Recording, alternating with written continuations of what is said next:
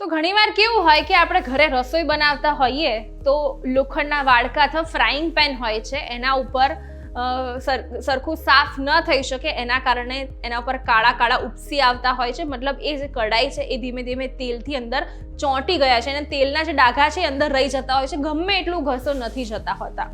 તો લોખંડની કઢાઈ છે અથવા ફ્રાઈંગ પેન છે અથવા નોનસ્ટિક છે, એમાં ખાસ આવું થતું હોય છે કારણ કે આપણે એને બહુ ઘસીને સાફ નથી કરી શકતા.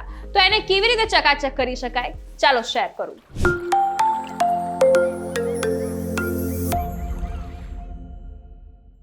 Hello guys and girls, VTVGujarati.com પરથી હું છું બંસરી શાહ. લોખંડની કઢાઈ કે પછી નોનસ્ટિક ના જે વાસણો છે એના ઉપરથી તેલની ચીકાશ દૂર કરવાની શું થવાનું છે કે તમે જે વાસણમાં કુકિંગ કર્યું હોય એનું કામ પતી જાય પછી એને ધોવા માટે એ જે તમારી કઢાઈ અથવા પેન હોય એને પાણીથી ભરી દો ગેસ ઉપર અને ગરમ કરવા મૂકી દો.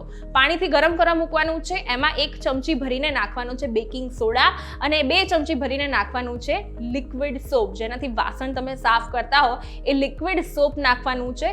અને જો તમારું વાસણ એલ્યુમિનિયમનું હોય તો લીંબુના ફૂલ નથી નાખવાના, પણ આ જે નોનસ્ટિક વેર હોય કે લોખંડના હોય તો એમાં 3 કે 4 કે થોડાક દાણા લીંબુના ફૂલના એડ કરી દેવાના છે. 5 થી 10 મિનિટ એને એકદમ ઉકાળવાનું છે. ગરમ ધીમા તાપે ઉકળશે.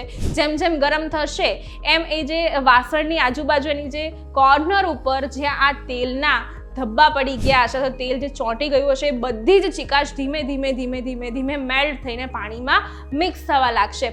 15-20 મિનિટ આવું સરસ ગરમ થઈ જાય એટલે શું કરવાનું છે, તો તમારું જે નોર્મલ જે તમે જેનાથી વાસણ સાફ કરતા હો એ ડિટર્જન્ટ અથવા એ લિક્વિડ સોપથી અને લીંબુથી સહેજ ઘસી લેવાનું છે. આ પ્રોસેસથી તમારા વાડકામાં અથવા તમારા નોનસ્ટિક પેનમાં જે પણ ચીકાશ હશે બધી આસાનીથી સાફ થઈ જશે અને ફરીથી તમારા એ જે વાસણો છે નવા જેવા જ લાગશે. હવે તમારે જો એલ્યુમિનિયમના વાસણો હોય ત્યારે એવું થતું હોય છે કે એમાં તમે લીંબુના ફૂલ યુઝ ન કરતા, કારણ કે એનાથી પાછા કાળા ડાઘા પડી જશે.